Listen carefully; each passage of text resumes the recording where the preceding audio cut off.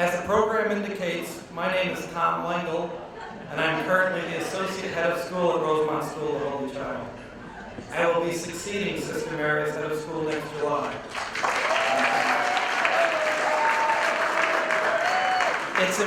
It's important to note that I am succeeding Sister Mary and not replacing her, because Sister Mary is truly irreplaceable.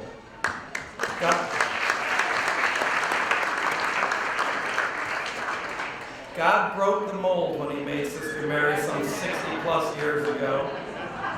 It's exceedingly rare to find a leader of her wisdom, care, energy, and humility. We have come together this evening, past parents, current parents, faculty and staff, friends of the person whom I affectionately call the Chief, colleagues from the Holy Child Order. We are all gathered to honor this remarkable woman and her 3 decades of extraordinary service at Rosemont School of the Holy Child. Hers has been a 30-year reign, not of terror certainly, but of complete dedication to the parents, families, and most of all to the children of Rosemont School of the Holy Child. And so, Sister Mary, we are here to thank and honor you. For those who know Sister Mary well, this is not an easy evening for her. She hates having anyone make a fuss over her. In fact, you will appreciate the following anecdote, which has the virtue of being true. When Gordon Cooney and I approached Sister Mary last fall with the idea that the community really wanted to honor her with an evening like this, she was adamant that she didn't want it. Typically, she said it's not about her. She didn't want to have any fuss made over her. And she, at one point, got a little snippy and said, if you have, I won't come. So in order to get her to agree to this, we did have a little ace up our sleeve. We said, we thought this might be a fundraiser of sorts.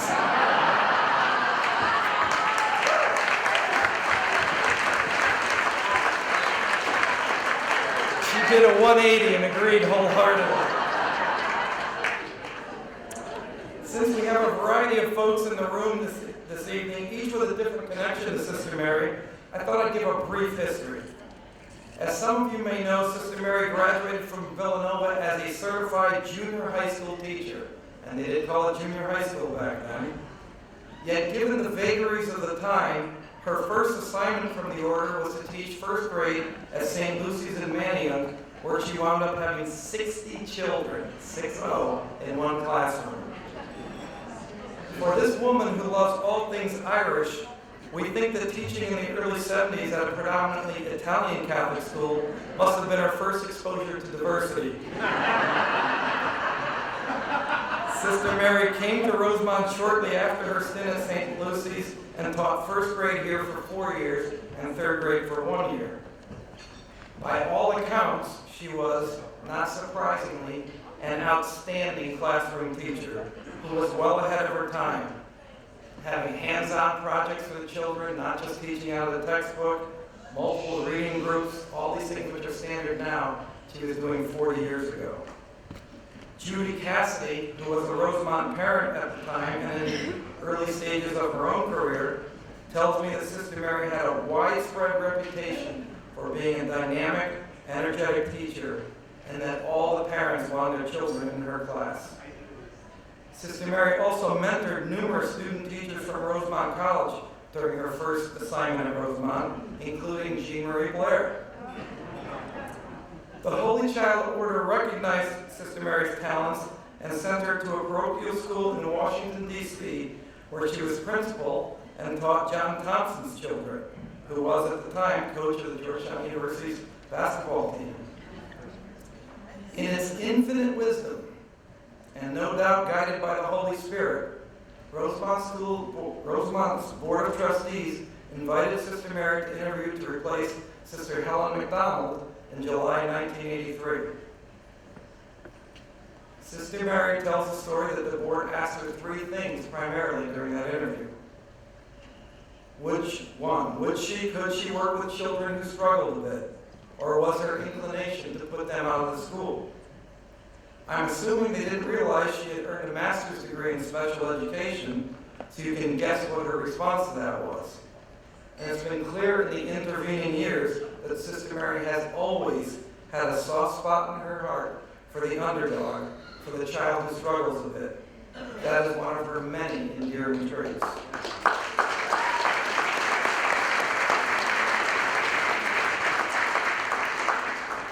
The second question they asked, would she help make Rosemont School better known in the independent school world? Well, since then she's served on committees too numerous to mention of the Pennsylvania Association of Independent Schools, ADVIS, which is another private school organization in Delaware Valley. She has served combined 3 terms as president of those 2 organizations. I would say she delivered on that expectation. Third, would she be willing to raise money for the school? And in one of the great understatements of all time, she said apparently, well, I've never done it, but I'd be willing to try.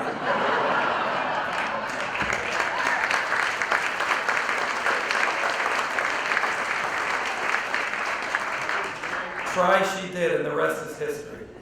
From those beginnings, 232 children and no endowment, which was not unusual for the time, especially for an elementary school, Sister Mary has built a school with a well-earned reputation for success while growing enrollment by almost 50% and the endowment from $0 to $13 million.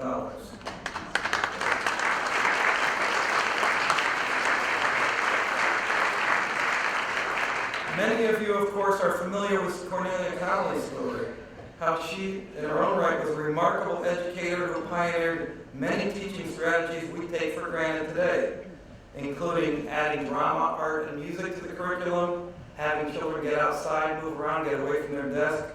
These were all rather unusual for early to mid-19th century English education especially. Cornelia Connolly had tremendous vision for what the Holy Child Order could become and for what Holy Child schools could be. Well, there may not be an official bloodline linking Cornelia Connolly and Sister Mary, but it's obvious that they have much in common.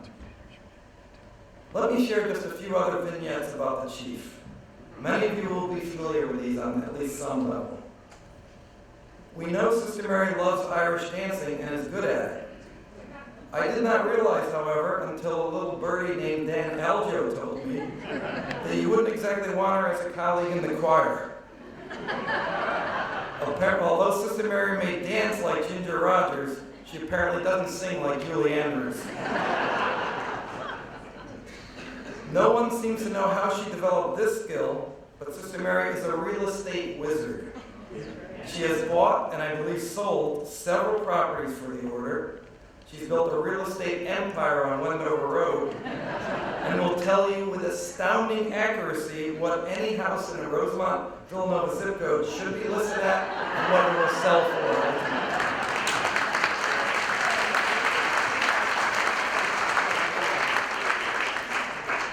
And for any doctors here in the audience, again, who knows how she developed this knowledge?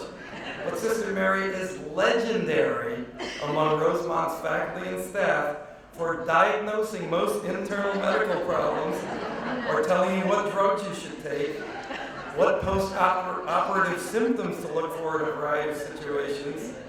You get the point. I have often accused Sister Mary of practicing medicine without a license, but the thing is, she is almost never wrong in her diagnosis and suggested treatment.